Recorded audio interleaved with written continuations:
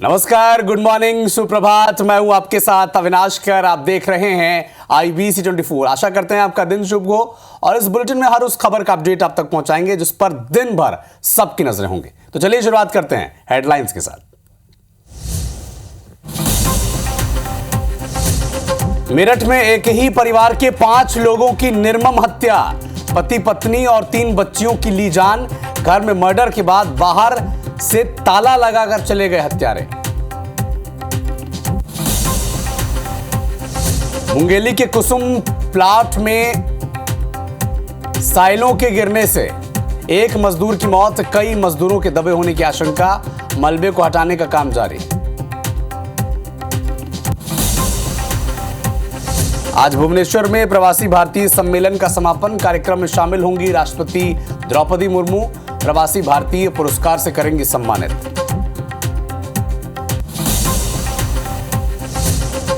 केंद्रीय मंत्री शिवराज सिंह चौहान आज दुर्ग में हितग्राहियों को सौंपेंगे आवास की चाबी। किसान मेला कार्यक्रम में होंगे शामिल। सीएम साहब भी रहेंगे मौजूद। रायपुर में पूर्व मंत्री कवासी लखमा से ईडी की पूछताछ पूरी। आज फिर सीए के साथ बुलावा। शराब घोटाले में किया गया था तलब। रायपुर PHQ में पदस्थ आरक्षक घासीदास टंडन लापता। 23 नवंबर को राजनांदगांव जाते वक्त हुए गायब। जानकारी देने वाले को 5,000 रुपए का इनाम मिलेगा। भोपाल में 9 स्पा सेंटर्स मालिक पर FIR दर्ज। कर्मचारियों की सूचना नहीं देने पर कार्रवाई। मामले में सस्पेंड 3 पुलिसकर्मियों की जांच करेगी महिला ACP। और देश भर में कोहरे और भीषण ठंड का दौर जारी। दिल्ली NCR में छाया कोहरा। 17 राज्यों में घने कोहरे का अलर्ट जारी।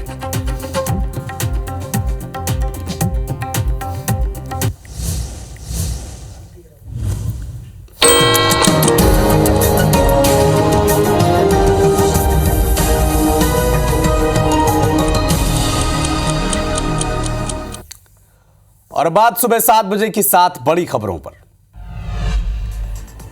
दिल्ली चुनाव के लिए Bharatiya Janata party election committee की एक महत्वपूर्ण बैठक आज है। इसके अलावा राहुल गांधी के खिलाफ मानहानि केस में आज एक बड़ी अहम सुनवाई होने जा रही है। जबकि बात करें, उमर अब्दुल्ला ने कहा है कि इंडिया ब्लॉक को खत्म करने की ये बात कही है, जिससे अब सुर्खियां बन रही है। आज विकसित भारत युवा नेता संवाद 2025 का भी आयोजन है। सबकी नजरें इस पर भी रहेंगी।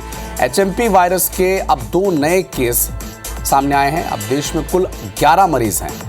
मेरठ की बात करें तो 5 लोगों की गला रेतकर हत्या कर दी गई है। जांच जारी है। और दिल्ली समेत 17 राज्यों में घना कोहरा और ठंड से अब लोग ठिठुर रहे हैं, परेशान हो रहे हैं। तो इन तमाम खबरों पर हमारी नजर होगी, लेकिन शुरुआत करेंगे मुंगेली से मिल रहे एक बड़े अपडेट के साथ। कुसुम प्लांट हादसे का अपडेट यह है कि प्लांट में रेस्क्यू ऑपरेशन जारी है। साइलों के मलबे को हटाने का काम जारी है। रेस्क्यू ऑपरेशन में वक्त और लगेगा। 18 घंटे से ज्यादा का वक्त हो भी चुका है। रेस्क्यू ऑपरेशन चल भी रहा है और मलबे को हटाने के लिए हैवी क्रेन्स का इस्तेमाल किया जा रहा है, उसको मंगाया जा रहा है। मलबे में कई मजदूरों के दबे होने की आशंका है। हादसे में एक मजदूर की मौत तो हो ही चुकी है। एक घायल मजदूर का इलाज जारी है। प्लांट में साइलो गिरने से यह हादसा हुआ था। वो हाईवा ड्राइवर तो अंदर ही में लग रहा है। हाईवा का ड्राइवर एक बड़ा अपडेट आप तक पहुंचा दें मुंगेली से। मलबे में कई मजदूरों के दबे होने की आशंका है। कुसुम प्लांट में यह हादसा हुआ। एक मजदूर की मौत हो ही चुकी है। एक मजदूर अब भी जिंदगी और मौत के बीच झूल रहा है। और पिछले 18 घंटे से रेस्क्यू ऑपरेशन जारी है और साइलों को मलबा जो है वहां का हटाने के लिए अब क्रेन मंगवाई जा रही है। और ग्राउंड जीरो से हमारे सहयोगी जितेंद्र थवाइट मुंगेली से हमारे साथ लाइव जुड़ चुके हैं। जितेंद्र, एक बार फिर से इस मामले को बता दीजिए और अभी क्या अपडेट है, कितने घंटे से रेस्क्यू ऑपरेशन चल रहा है, कहां तक ये पहुंचा है, सबका अपडेट बताएं दर्शकों को।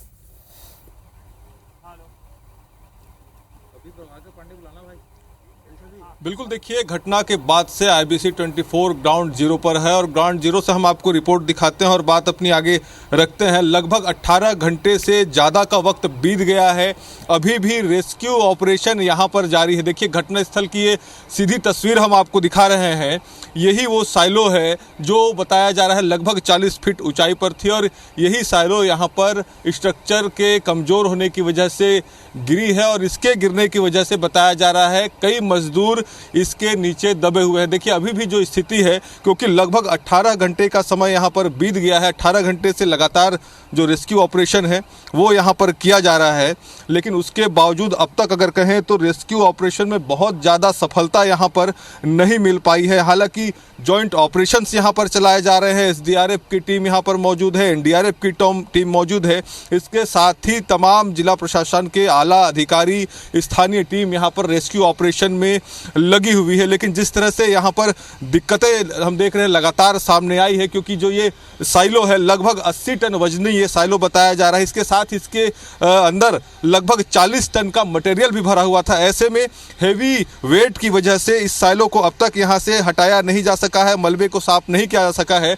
और सबसे बड़ी और भीषण तस्वीर अगर आप कहें तो देखिए साइलो में किस तरह से एक जो हाईवा है वो यहाँ पर दबा हुआ है। बताया जा रहा है जिस समय ये हादसा हुआ उस समय हाईवा यहाँ पर जो वेस्ट मटेरियल है, डस्ट है, वो लेने के लिए यहाँ पर आई हुई थी और इसी साइलो के नीचे ही ये हाईवा खड़ी हुई थी। और इसी दौरान जब ये साइलो यहाँ पर गिरी, उसके बाद देखिए हाईवा का ये पीछे का हिस्सा यहाँ पर आपको नजर आ रहा होगा, सामने का जो हिस्सा है वो यहाँ पर दबा हुआ है। बताया जा रहा है इसी मलबे के भीतर कई मजदूर भी दबे हुए हैं। हालांकि अब तक उन मजदूरों को, दबे हुए लोगों को नहीं निकाला जा सका है।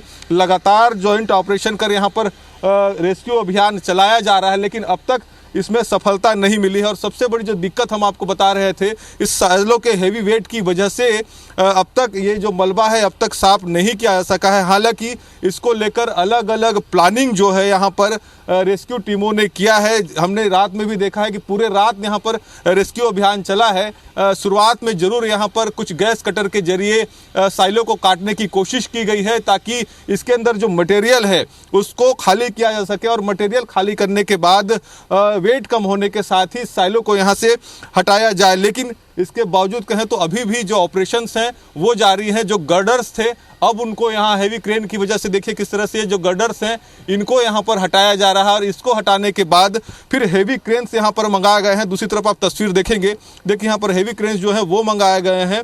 इसके जरिए अब एक बार फिर से यहाँ पर ऑपरेशन लॉन्च किया जाएगा ताकि इस साइलो को यहाँ से हटाया जा सके। और तमाम जो रेस्क्यू टीमें हैं, आला अधिकारी हैं, वो भी यहाँ पर मौके पर पहुँचे हैं, मौजूद हैं और कुछ अधिकारी हैं उनसे भी हम बात करेंगे।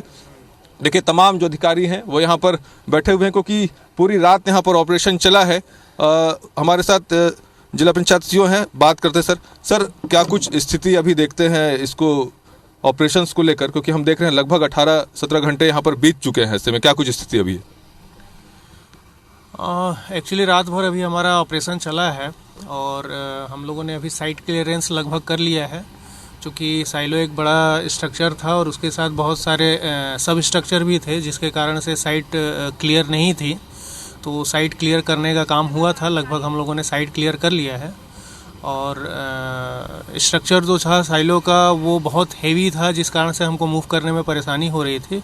तो अब साइट क्लियरेंस हो गया है और हमारे पास पर्याप्त मात्रा में और पर्याप्त कैपेसिटी के क्रेन भी अवेलेबल हैं, तो उनको मूव किया जा रहा है और जल्द से जल्द मुझे लग रहा है कि हम जो हमारा रेस्क्यू ऑपरेशन है वो कामयाब हो जाएगा। सर आपने देखा है कि कई कठिनाइयाँ भी आई हैं, जिस तरह से ये हेवी साइलो है, इसके साथ ही एरिया को भी आपने यहाँ पर खाली कराया, उसके बाद अब क्या माना जाए कितना वक्त और लग सकता है, क्योंकि जो हेवी मशीनरीज हैं हम देख रहे हैं, हेवी क्रेन है वो भी यहाँ पर आ गया है, ऐसे में और कितना समय लगेगा? देखिए हमारे पास NDRF की टीम और SDRF की टीम, जिला प्रशासन, पुलिस बल और सारी जो टेक्निकल टीम है वो पूरी अवेलेबल है और सभी लोग बहुत मजबूती से अपना काम कर रहे हैं। मैक्सिमम काम जो था हमारा हो गया है, साइट क्लियरेंस का काम हो गया है और मुझे लग रहा है कि अब बहुत कम समय है, उसमें हमारा स्ट्रक्चर को हटाने का काम जैसे ही होगा वैसे ही हमारा रेस्क्यू ऑपरेशन जो है वो कंप्लीट हो जाएगा और ये जल्द से जल्द अभी हम लोग को लग रहा है कि इसको कंप्लीट कर लेंगे। से पूछिएगा कि क्या इंस्टॉलेशन के वक्त जो प्रक्रिया का पालन होना था, तय प्रक्रिया जो प्रोसीजर होते हैं, क्या उसका पालन हुआ है? अभी जो इनके प्रबंधन हैं उन्होंने अवगत कराया है कि 3 लोग ऐसे हैं जिनसे कि संपर्क नहीं हो पा रहा है और 3 लोगों के लापता होने की सूचना है। तो ऐसी आशंका प्रबंधन के द्वारा जताई जा रही है कि 3 लोग हो सकता है उसके नीचे होंगे। अब वो जब रेस्क्यू ऑपरेशन कंप्लीट होगा उसके बाद ही स्थिति स्पष्ट हो पाएगी। सर, जिस तरह से हादसा हुआ है, क्या लगता है इंस्टॉलेशन के समय में, यहाँ पर इसको स्थापित करने के समय में क्या कोई चूक हुई है या फिर कोई कमी रही है जिसकी वजह से ये हादसा हुआ है? अभी तो हमारा पूरा फोकस रेस्क्यू ऑपरेशन पे है। रेस्क्यू ऑपरेशन हमारा कंप्लीट हो जाए उसके बाद फिर बाकी इस हादसे के क्या कारण है उसकी विस्तृत जांच की जाएगी और उसके बाद ही इस कारण जो है स्पष्ट हो पाएंगे।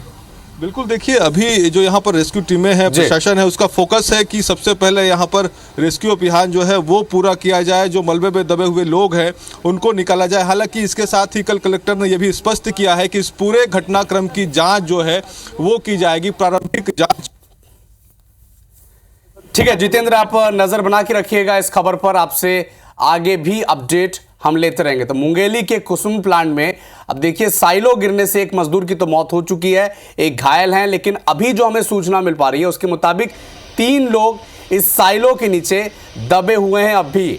और पहला जो फोकस है वहां पर रेस्क्यू ऑपरेशन के जरिए इन 3 लोगों को कैसे सुरक्षित बाहर निकाला जा सके, इसी की कोशिश में अब प्रशासन और जो टीम है वो लगी हुई है।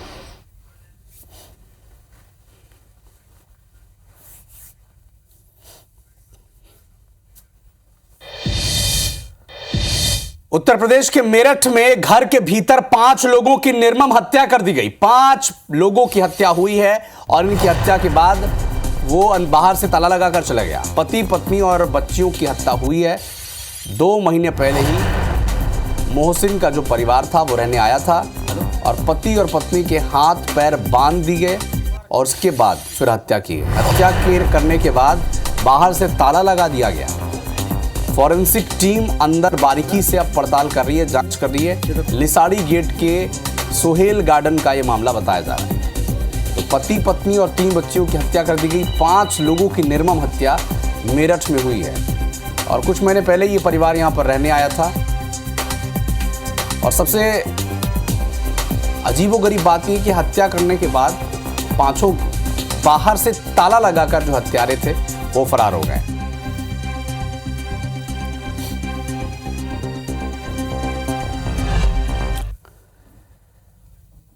और अब बारी है एक इंटरनेशनल अपडेट की। अमेरिका के जंगलों में जो भीषण आग लगी है वो अब बुझने का नाम नहीं ले रही है। लगातार नए नए इलाकों में ये आग फैलती ही जा रही है। हवा की रफ्तार कम होने से रेस्क्यू ऑपरेशन को गति मिली है, रेस्क्यू ऑपरेशन तेज हुआ है। अब देखिए आंकड़ा कहां तक जा पहुंचा है। 2 लाख लोगों को अपना घर छोड़ना पड़ा है, वो मजबूर हो गए अपना घर छोड़ने को। अब तक 5 लोगों की मौत हो चुकी है। कैलिफोर्निया, लॉस एंजलिस के जंगलों में ये आग लगी है। करीब 5000 एकड़ में ये आग फैली हुई है। और आपको जो फेमस उस इलाके का, कैलिफोर्निया और लॉस एंजलिस के इलाके का हॉलीवुड, जहाँ पे जिसे हॉलीवुड फिल्म इंडस्ट्री कहा जाता है, वहाँ तक ये आग पहुँच चुकी है। और कई जो हॉलीवुड के सेलिब्रिटीज़ हैं उन्होंने अपने जो तय प्रोग्राम्स थे उसे रद्द कर दिए हैं। और आंकड़ों की अगर बात की जाए तो अब तक आग की जद में आकर 19,000 घर जलकर खाक हो चुके हैं। 2 लाख से ज़्यादा लोग पलायन कर चुके हैं, घर छोड़ने पर मजबूर हैं वो। अब देखिए लगातार, अब आज की राहत की बात है पिछले 24 घंटों के बीच ये कि आज तेज़ हवा नहीं चल रही है, जिसकी वजह से रेस्क्यू ऑपरेशन और बेहतर हुआ है, तेज़ हुआ है, उसकी गति को बल मिला है। लेकिन अमेरिका के कैलिफोर्निया के इस इलाके में जंगल में जो आग लगी है वो लगातार अब फैलती जा रही है। 19,000 घर आग की जद में आ चुके हैं। 2 लाख लोग घर छोड़ चुके हैं। हेलीकॉप्टर से आग को बुझाने की कोशिश की जा रही है, सेना की टीम वहां पर लगी हुई है। लेकिन ये देखिए पिछले एक करीब हफ्ते से ये आग लगी हुई है और 5 लोगों की मौत अब तक इसमें हो भी चुकी है।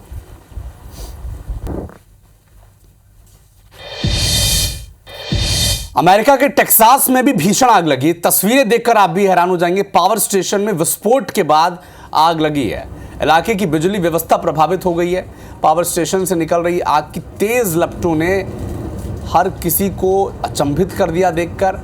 और इसकी लंबी लंबी लपटें और धुएं के गुबार को देखकर आप अंदाज़ा लगाएं कि वहाँ आसपास की स्थिति क्या होगी। पावर स्टेशन से आग की तेज लपटें निकल रही हैं। अमेरिका के टेक्सास की तस्वीरें इस वक्त आप देख रहे हैं।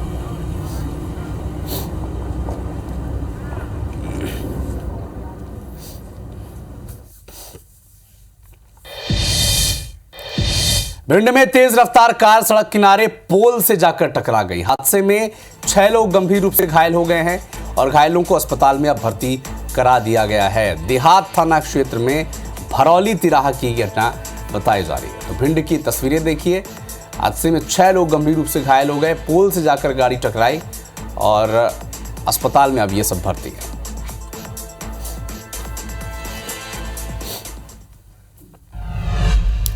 तो स्पा सेंटर की आड़ में देह व्यापार चलाने वाले भोपाल के स्पा सेंटर संचालकों के खिलाफ अब एक्शन लिया गया है। 9 स्पा सेंटर के मालिक के खिलाफ एफआईआर दर्ज की गई है। कर्मचारियों की सूचना नहीं देने पर एफआईआर हुई है। तो आपको पता ही है कि स्पा सेंटर की आड़ में भोपाल में किस तरह से सेक्स रैकेट चल रहा था, देह व्यापार का कारोबार चल रहा था।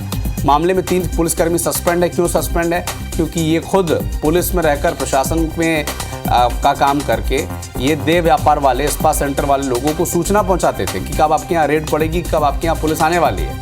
तो 3 पुलिसकर्मी तो उसमें सस्पेंड है ही।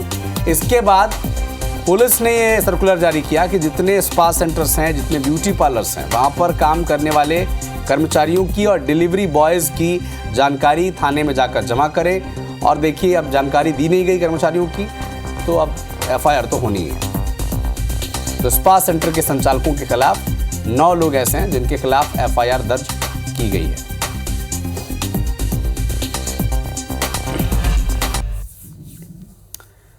पुलिस लापता हो गई है। सुनने में बड़ा अचरज है ना। रायपुर पीएचक्यू में पदस्थ पुलिस आरक्षक घासीदास टंडन लापता है। पीएचक्यू से राजनांदगांव जाते वक्त वो गायब हो गए। 23 नवंबर 2024 से आरक्षक घासीदास लापता हैं।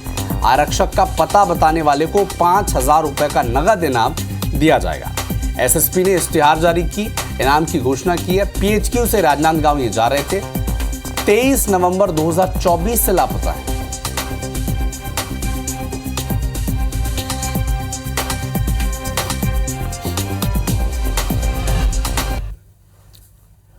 श्योपुर में रंजिश को लेकर 2 समुदाय में विवाद हो गया और ये विवाद इतना आगे बढ़ा कि धारदार हथियार से एक दूसरे पर हमला भी कर दिया गया। करीब 6 लोग घायल हैं। इलाज इनका जारी है। विजयपुर थाना पुलिस जांच में जुटी हुई है। तो आपसी रंजिश को लेकर 2 समुदायों के बीच विवाद हुआ और धारदार हथियार से एक दूसरे पर हमला किया गया। अब देखिए, कोई भी मजहब, कोई भी समुदाय हिंसा तो नहीं सिखाता। कोई भी समुदाय, कोई भी धर्म हिंसा की सीख नहीं देती है। लेकिन 2 समुदाय आपस में आपसी रंजिश के चलते ऐसे भिड़े कि धारदार हथियार से एक दूसरे पर हमला कर दिया। कई लोग घायल हैं। इलाज जारी है। तस्वीरें आप देखें।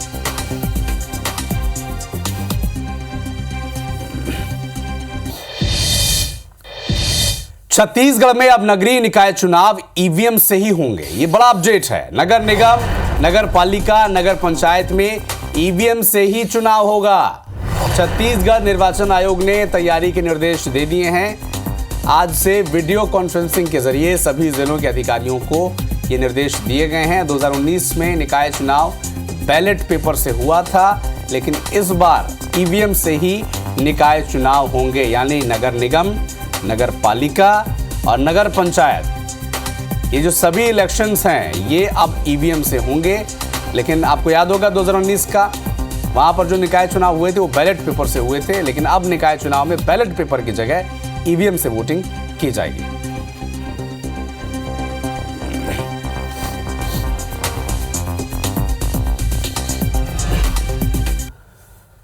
और बात 2000 करोड़ के शराब घोटाले की। आबकारी घोटाला केस में फंसे पूर्व आबकारी मंत्री कवासी लखमा और उनके बेटे हरीश लखमा की मुसीबतें अब कम होने का नाम नहीं ले रही हैं। ऐसा हम क्यों कह रहे हैं? आप देखिए, गुरुवार को कवासी लखमा और उनके बेटे एक बार फिर से ईडी के सामने पेश हुए। लंबी पूछताछ हुई, 8 घंटों की।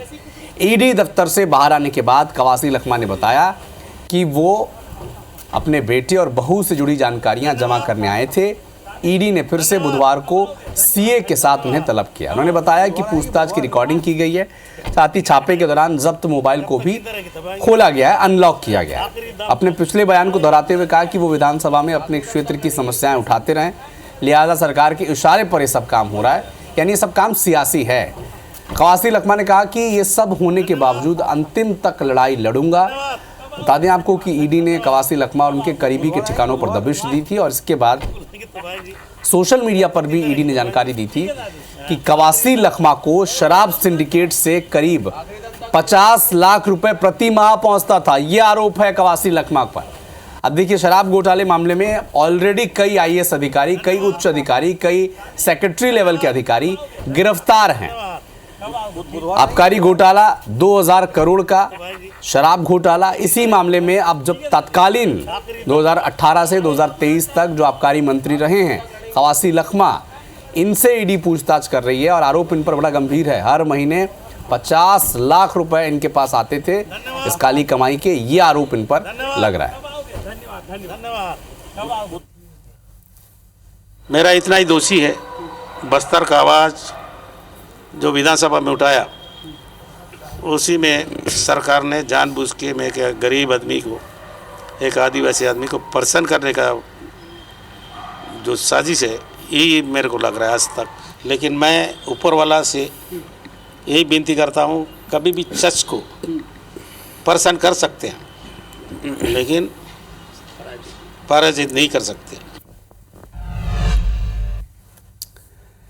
केंद्रीय मंत्री शिवराज सिंह चौहान आज दुर्ग दौरे पर रहेंगे। दुर्ग में मोर आवास मोर अधिकार कार्यक्रम में वो शामिल होंगे। CM Vishnudeo Sai, deputy CM Arun Sao, ये सब इसमें शामिल होंगे। हितग्राहियों को पीएम आवास की चाबी आज शिवराज सिंह चौहान सौंपेंगे।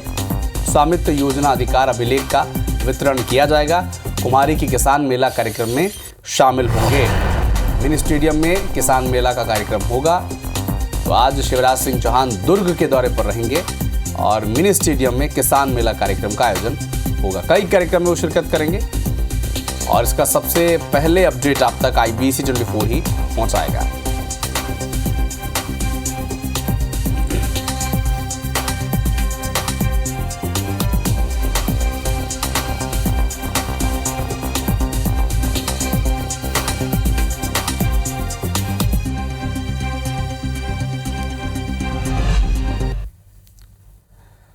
इंदौर में भगवान विष्णु की शोभा यात्रा निकाली गई। इस दौरान एक सुसज्जित रथ में विराजित भगवान श्री कृष्ण भक्तों को दर्शन देने निकले। भगवान विष्णु की ये मूर्ति 11 फीट लंबी है और इसे पंच धातु से बनाया गया, जिसका वजन 21 टन है। पंच धातु की प्रतिमा MP और राजस्थान में तैयार हुई है और श्री नारायण भक्ति पंथ के प्रमुख लोकेशानंद महाराज के प्रयासों से इस शुभ काम को पूरा किया गया।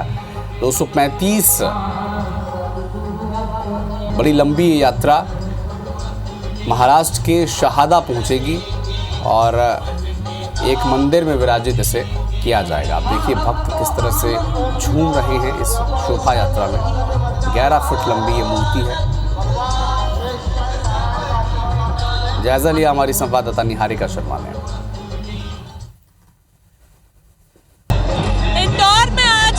विष्णु की जो नई मूर्ति है उसका स्वागत किया जा रहा है। दरअसल ये मूर्ति बननी इंदौर में ही शुरू हुई थी, लेकिन उसके बाद जयपुर में ये मूर्ति जो है उसे पूरा किया गया और उसके बाद अब ये जो मूर्ति है इसे महाराष्ट्र के एक मंदिर में स्थापित करने के लिए ले जाया जा रहा है। कितने भव्य रूप से उस मूर्ति को ले जाया जा रहा है वो आपको दिखा रहे हैं। मूर्ति को जयपुर भेजा गया जहाँ पर उसका पूरी काया जो है वो की गई और साथ ही में मूर्ति को पूरा तैयार जो है वो किया गया है। आप ये तस्वीरें देख रहे हैं ये उसी शोभा यात्रा की है और अब जो आप तस्वीर देख रहे हैं उसी रथ की है जिसमें भगवान श्री विष्णु की मूर्ति जो है उसे फिलहाल के लिए पूरे रथ में सजाकर विराजित किया गया है और उसके बाद महाराष्ट्र में इस पूरी मूर्ति को ले जाया जाएगा।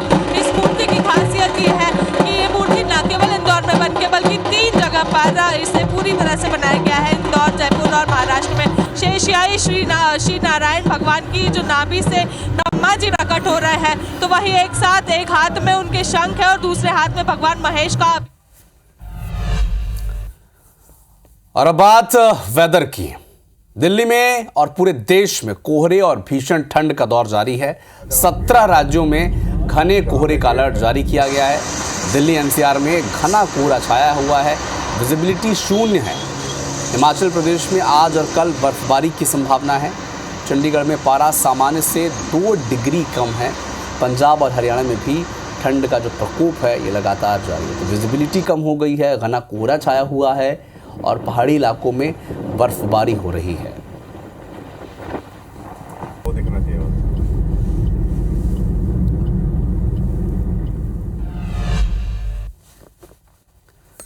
राजधानी रायपुर में वायु प्रदूषण के बढ़ते स्तर को लेकर स्थिति अब चिंताजनक होती जा रही है, लेकिन इसका सही तरीके से आकलन हो ही नहीं पा रहा। टाटीबंध, घड़ी चौक, पचपेड़ी नाका और मेकाहारा जैसे प्रमुख इलाकों में पॉल्यूशन इंडेक्स मीटर की डिस्प्ले तो चालू है, लेकिन इन मीटर से प्रदूषण के सही आंकड़े आ नहीं रहे। इस समस्या के चलते शहरवासियों को सही जानकारी तो मिल नहीं पा रही है और इसी के चलते वायु प्रदूषण को लेकर प्रभावी कदम उठाने में मुश्किलें आ रही है। पर्यावरण विशेषज्ञ हैं डॉक्टर सैम्स परवेज। इन्होंने कहा कि हर महीने मशीन की जांच होनी चाहिए, सही आंकड़ा ताकि लोगों को मिल सके। सीवियर हो गया तो डेफिनेटली उसके इफेक्ट तो जग जाहिर है कि सबसे ज़्यादा इफेक्ट जो होता है रेस्पिरेटरी ट्रैक्ट में होता है, श्वसन नली पे, और श्वसन जनित बीमारियां हो रही हैं, एक्यूट ब्रोंकाइटिस होती है। इसके अलावा हार्ट की प्रॉब्लम्स आ रही हैं, पल्मोनरी डिजीज़ और पल्मोनरी कार्डियक अरेस्ट हो रहे हैं। अभी तो हम लोग देख ही रहे हैं कितना ज़्यादा यंग बच्चे जो हैं वो अचानक से उनको हार्ट अटैक हो रहा है, डेथ हो रही है। मरीज को खांसी, सांस लेने में तकलीफ, बुखार, और अगर ये हम डॉक्टर के पास ना जाए और ये सब समस्या का समाधान ना करें तो फिर आखिरी में वो ब्रोंकाइटिस यानी जो ब्रोंकस होते हैं लंग में उनका इन्फ्लामेशन कर देते हैं और निमोनिया जैसी बीमारी भी हो सकती है, जो कि डेथ का भी एक कारण बन सकता है। तो फिलहाल इस बुलेटिन में इतना ही, लेकिन देश और दुनिया के साथ एमपी और छत्तीसगढ़ के हर अपडेट के लिए आप जुड़े रहिए हमारे साथ। आगे देखिए छत्तीसगढ़ी भाषा का खास कार्यक्रम हमर बानी हमर गोठ श्रवण तंबोली के साथ। मुझे दीजिए अनुमति, नमस्कार।